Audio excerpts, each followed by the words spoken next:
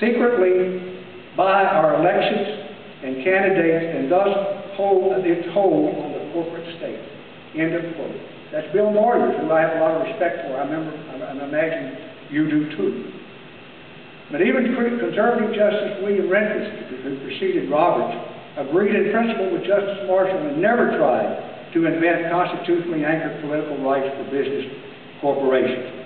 He aggressively questioned the theories of the personhood of the corporation. You know, it's very seldom that I can disagree with the ACLU. And I can count on one hand the times that I have. But I've been a member since 1971, and of course I worked as a volunteer and as a staff member since 1986 through 2007. But in this particular case, I think they got it very wrong because they filed a brief in favor of this Citizens United case. Fortunately, there was a backlash from people like me and members of the board that has led the ACLU to announce a significant shift in its absolute money equals speech stance when it comes to investing in political candidates and parties.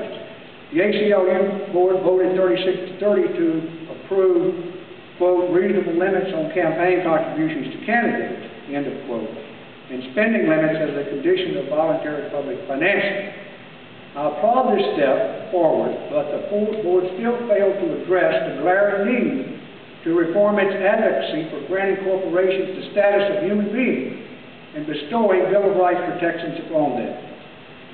So it's now up to us to, over time, rebuild this wall of separation between the corporate wealth and public elections that the court has torn down. In the meantime, it is imperative that the President nominate and the Senate confirm justices who will place the first three words of the Constitution, "We the people," above the relentless judicial project to put corporations first.